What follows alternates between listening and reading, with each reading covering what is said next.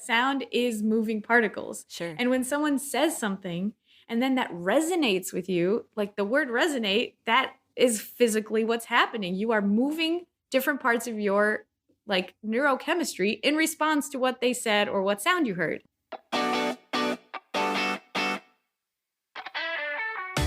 Welcome to Audio Branding, the hidden gem of marketing. Sound plays a more important role in human behavior and our decision-making than you may realize. In this podcast, I'll help you understand the art and science of sound so you can better influence others in business and your life. I'm your host, Jody Krangle. Let's delve a little deeper.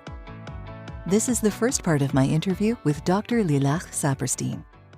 My next guest is an audiologist with a specialty in helping parents of children with hearing loss, explaining test results and providing information, support, and guidance. She obtained her doctorate of audiology at the CUNY Graduate Center in New York and also has experience working with patients of all ages. She's worked as both a clinical and an educational audiologist. My podcast is far from the first one she's been on, as she's often called upon to be an expert guest. I can see why.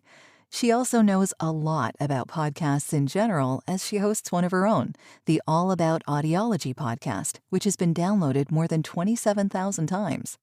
When not supporting other families, she's busy raising her own. She and her husband have 3 bilingual daughters and live in Israel.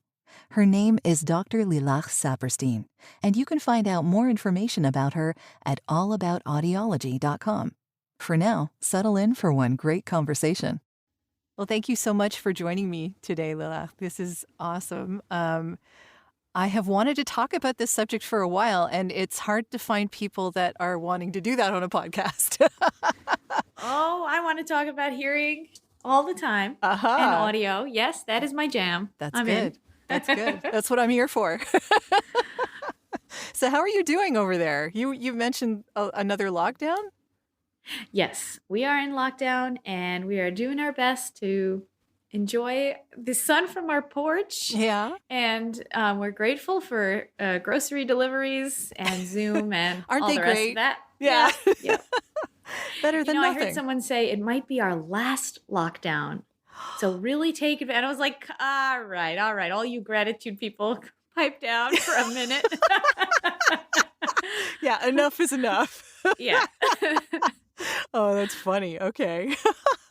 So, getting on to the actual topic of this podcast.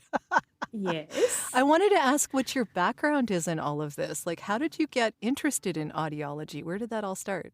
So, at first I wanted to do medicine. I was going to be a doctor. I was going to go that pre-med and then med. And then I got to chemistry and I was like, maybe we need to rethink this decision. Okay. But the reason I wanted to do medicine was because it's about person to person care. I'm very social. I love people. And how fun would it be that I could help people because of something that I know, like not just knowledge to have it, but actually to make a difference. So I felt like that was significant. And I was also really into linguistics and languages.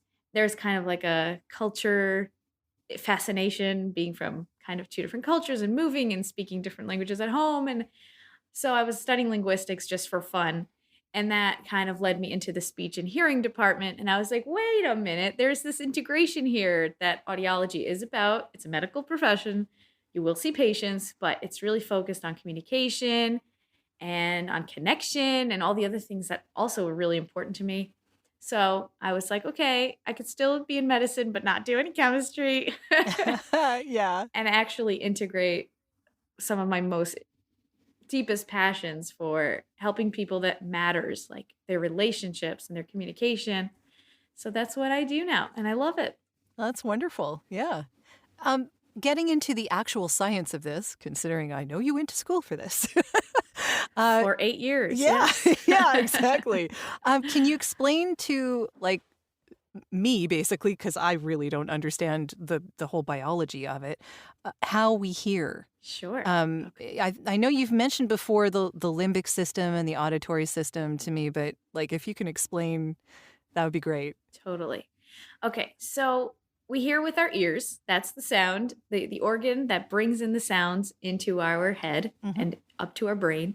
But there's actually a whole pathway, a bunch of stations that the sounds have to go through in order to be heard, perceived. And so sound, I'm sure you're obsessed with sound, so you know all Totally. about sound waves. Yeah. Sound waves, Vibrations. like it's literally moving particles in the air, in waves, in sine waves, moving particles. So that all of that movement is moving around the air, and then it hits your eardrum. It gets funneled in by your ear, the ear canal, and then into the eardrum. The eardrum is like a drum. It moves in response to those sounds. It's so sensitive, and then that vibration gets passed along to the middle ear, where you have the tiniest bones in your body. And those little bones are like a chain. One hits the next, which hits the next. And then that moves into your inner ear where you have your cochlea. And that looks like a snail shell. It has bone. It's like part of your skull, basically. Mm-hmm. But it is bone. And inside of there is this very special kind of fluid that is supposed to be there. Not like when we talk about someone having an ear infection, that's fluid in the other part. But this kind, it's the fluid that's inside the cochlea. And then that the sound waves and the vibration move through that liquid. So what happens in there, you could think about it like the ripples in a pond.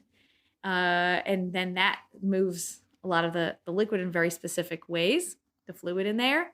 And then you have this whole ocean of amazing cilia, little hair cells, baby hair cells that look like an entire lawn of grass all throughout your cochlea. And then they wiggle in response to all the movement in the fluid. And they are connected to nerve endings, which connect to your auditory nerve, which take you up to the brain. Wow. So that's the short answer. That is complicated. Oh my goodness. And yeah, I can imagine if like one little tiny part of that goes wrong. Exactly. If you have wax, if you have an ear infection, if something's up with the bones, if there's anything with the liquid in the cochlea, if there's anything with the hair cells, and all of that are different causes of hearing loss. Yeah. But all this is just to get the sounds in, like just perception. Now, what happens next, in my opinion, is even more exciting and fascinating. And that's what our brain does with what we hear. Mm. Where does this go? Where does it get processed? What does it mean? Because you can hear someone speaking Cantonese, but if you don't know Cantonese, that is meaningless to you. That's true. Yes. Right? So language is a whole nother layer of processing, of putting meaning to the sounds you're hearing. And yes, there is a connection between our auditory part of our brain and the limbic system, which are different parts of the brain that are the emotions. So when we hear music, how that affects us, when we hear even specific words and their connotations. So everything's really always having this feedback loop. And the brain is, wow. Let's It's talk amazing. Neuroscience. Yeah. It's pretty amazing. Yeah. Yeah. Why is our sense of hearing so crucial to emotional relationships? Like, emotion is like how we guide our lives. I mean, we try with logic, but Yeah. So I would like to give my real kind of spiritual metaphysical answer for that one, sure. which is that it's, I kind of hate going to like the vibration route, like, oh, high vibrations, but Yeah. it's literally true. Like it's the science is that sound is moving particles. Sure. And when someone says something and then that resonates with you, like the word resonate, that is physically what's happening. You are moving different parts of your like neurochemistry in response to what they said or what sound you heard. So like, I don't know so much about all that stuff, the way people talk about it, like in a spiritual way, whatever, but from a neurophysics way, my gosh, I think it's such a moving, like, again, you have that word, things are moving. Yeah. Even resonance is a vibration. Yeah, exactly. Yeah. So I think we have a lot of the relationship between things that we hear and how that affects us emotionally. I mean, that's true for all our senses. Like you could feel something tactily or visually, and different senses will give you also obviously emotional input, but this is my jam. So Yeah. I feel like there is a special place for the timbre of your voice, like the tone, minor keys and major keys. Like there's so much there. And yeah. Yeah. Maybe it's because we cry when you cry for help as evolutionarily, you're a little baby, you gotta be annoying. So we have to like attach that. Yes. Have I Yeah. been spending too much time with my kids? It's a lockdown. I don't I think do you're love alone. them. Just Yeah. putting that out there. Yeah. Yeah, they better be cute is all. Right. So, and then there you go. Like it's true also visually that we think little and miniature things are cute for Mhm. that reason too. Yeah. So, Yeah. We want to take care of them. Yes. That is a good thing.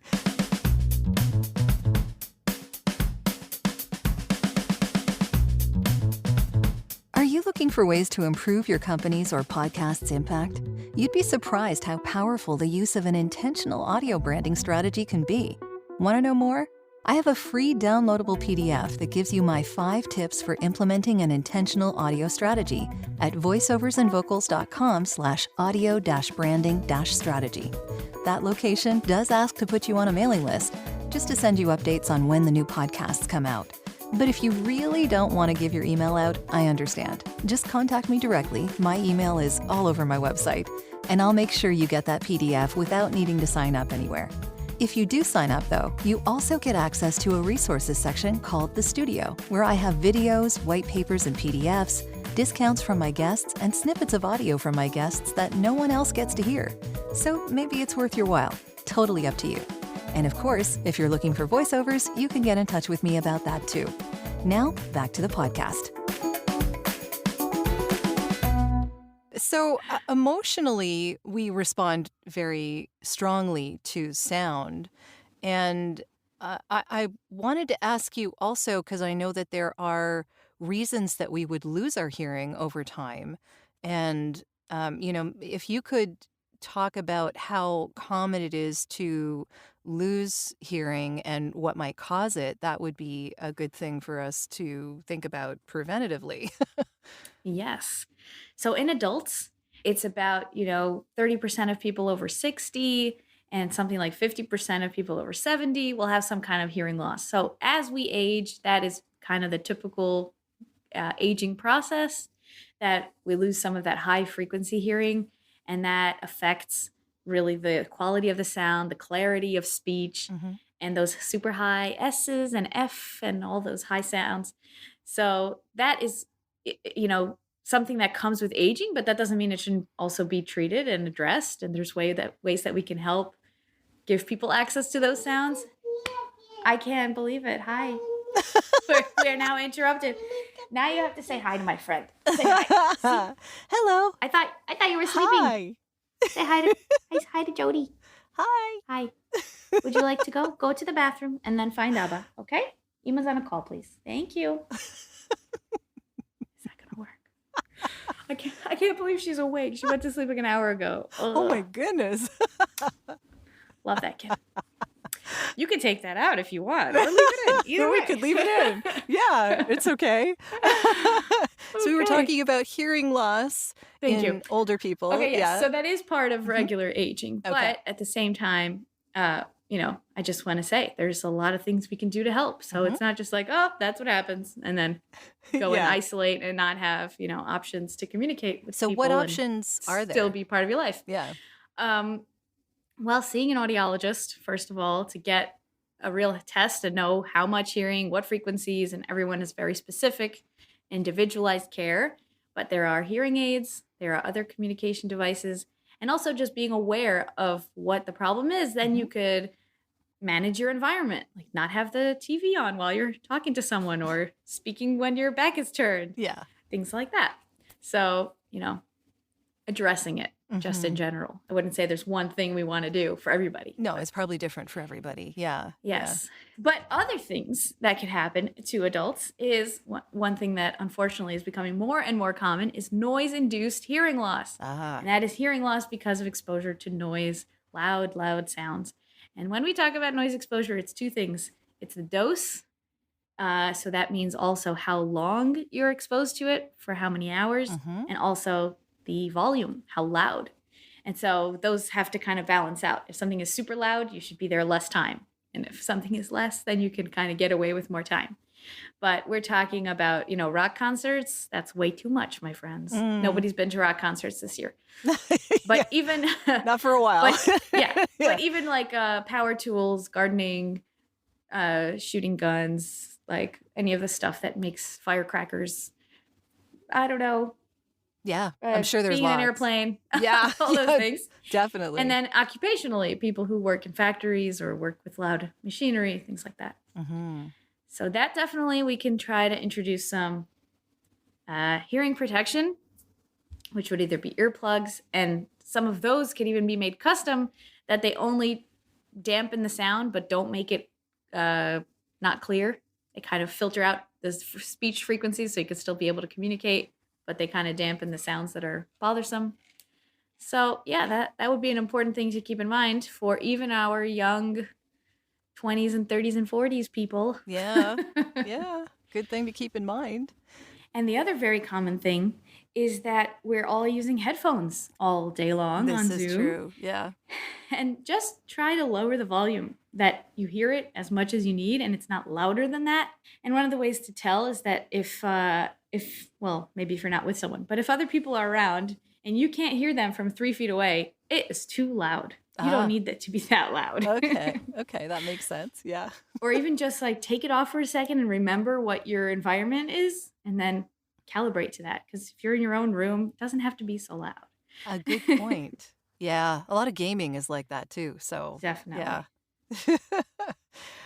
So in order to reach people with hearing loss, I know that you do help people on their websites and all sorts of things in their communications.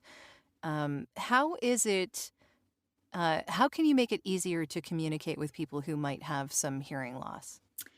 Absolutely. So when we're talking about audio and even video, there are some things you can do to make your content even more accessible. And that would be number one, not to have very loud background music or background music that is even equal to, let alone overpowering the audio that you want to be heard. And that almost seems so obvious, but whatever your balance is, bring it down even a bit more. Mm-hmm. Yeah. Because that's something that could be distracting, or to put your music at the beginning and the end, but not really during when there's speech. Um, I've I think we've all had the experience of listening, especially to those loud, jarring commercials on radio that they just like Mm-hmm. pop out of nowhere. And it's like, why? Why did you have to do that to me? Now I have a negative feeling about your product or your Uh-huh. service. Yeah. Yeah. So in general, try to be kind and get to that positive emotional resonance with your audio. Yeah. I think having a sonorous, lovely voice might also help there. So depends, It might. yeah. Like think about who your voice talent is and Mhm. what emotion you want to come through by their voice. Yeah. Speaking of emotion, actually, Yes. because I wanted to get into this too, why do you think we have such an emotional response to sound? I mean, beyond the evolutionary point of this, there's got to be something more to it. Yes, I think that it has to do with our primary mode of communication as a species, which also is kind of our unique thing about humans Hmm. that Yeah. lots of other species communicate, definitely, like bees dancing and ants and all the other ways that primates and everybody. But there's something about speech, which is the inherent power of humans, I think, and language in general, that is such a complicated way of sharing what you're thinking about, sharing your messages, and having that be understood, at least some of the time. Hmm. Yeah. Yeah. And of course, there's other ways to communicate. There are signed languages, and we also write, and that's written and visual, and we have different modalities. But I think the speech is that real time emotional thing. And it hasn't been like that in a couple centuries since we could record things. A couple decades. Did I exaggerate? Sorry.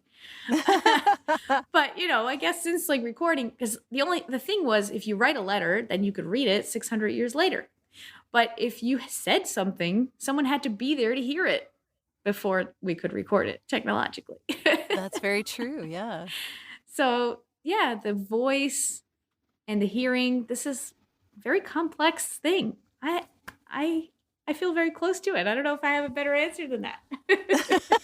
Well, that's a pretty good answer. I mean, we Okay. are emotionally charged when we hear something. It just automatically creates an emotion in Yeah. us. We can't help it. I was actually hearing that there is a tie between our sense of hearing and our sense of smell in the brain.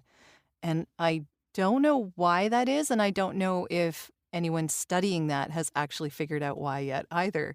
But it's really kind of fascinating to consider that. I have to look into that. I haven't heard Yeah. about that. I'd be curious to hear what you think Hmm. about that. Yeah. I will get back to you.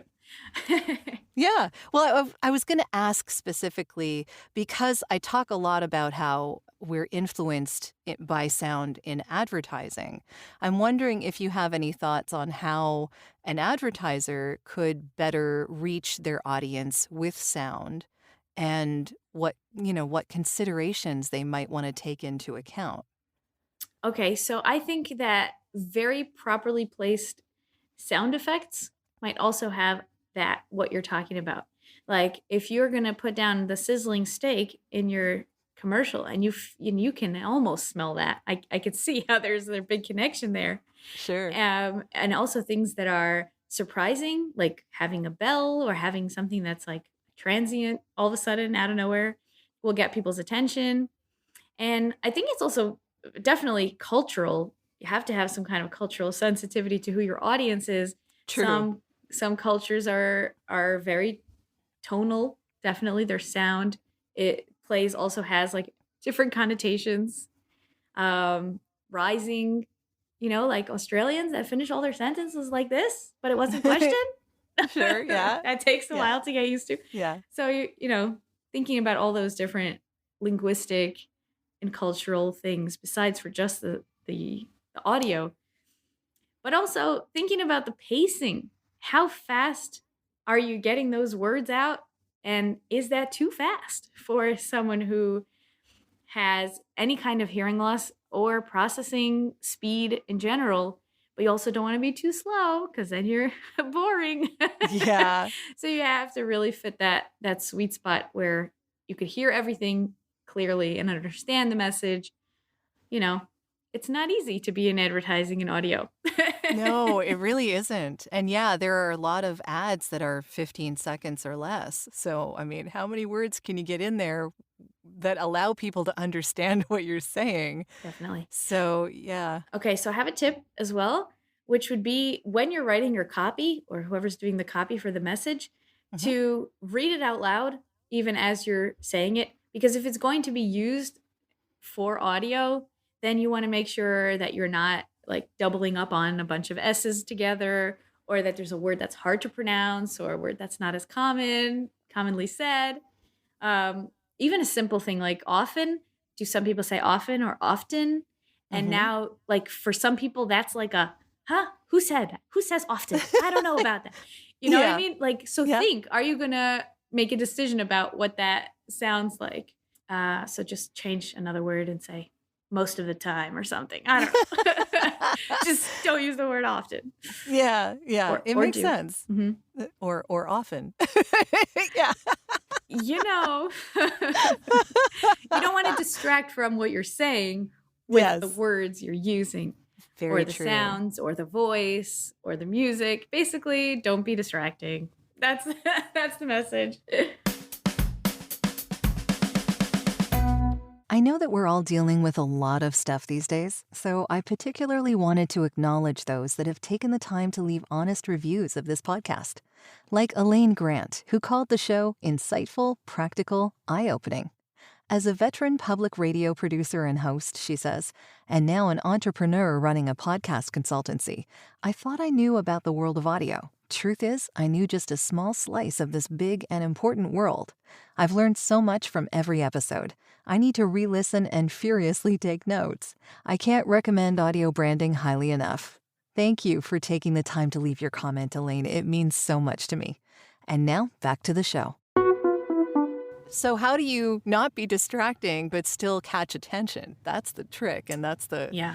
subtle nuance, I guess, of advertising. Yeah. Um, Those first 3 seconds. yeah. I guess a lot of people do it with humor. They try with humor. Ah, And that sort of allows them to get away with a lot of other stuff.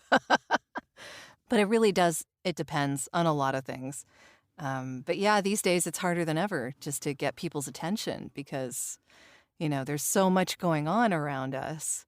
Like even noise-wise, we create noise.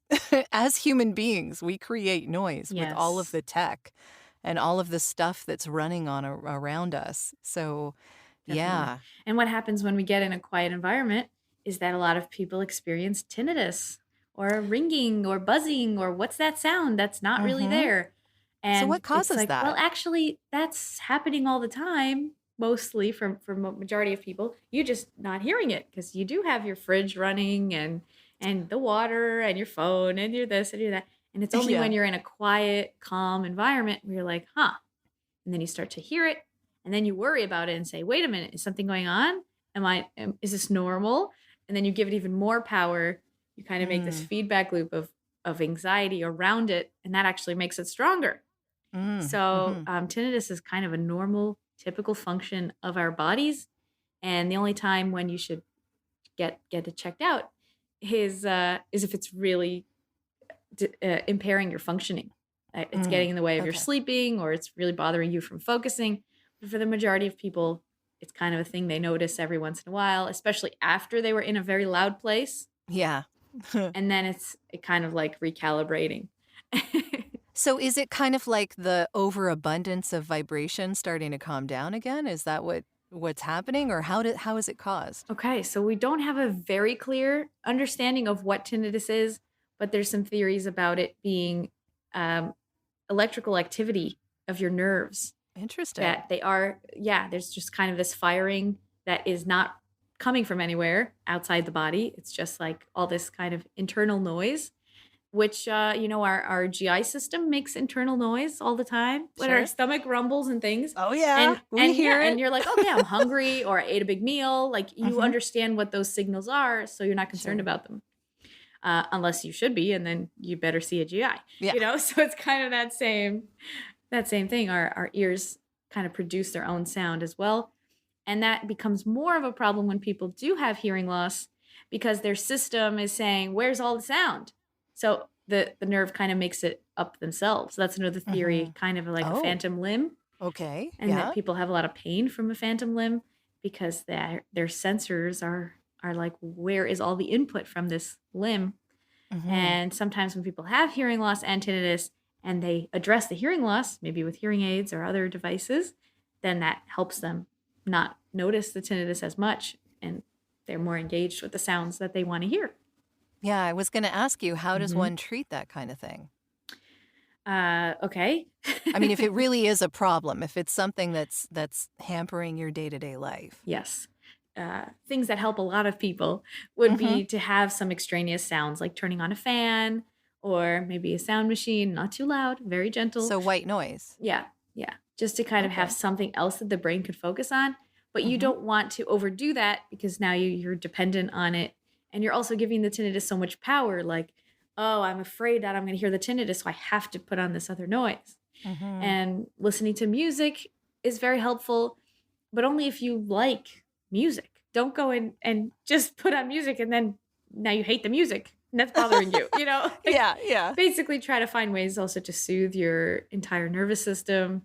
Meditation, relaxation, stretching, all those things can affect how your whole entire body is reacting to this input. This has been part 1 of our interview. I hope you'll tune in next week for part 2. Well, that's the end of this episode. Thanks for listening. And if you like what you heard, why not tell a friend about this podcast? It's available in all the usual locations. Until next time.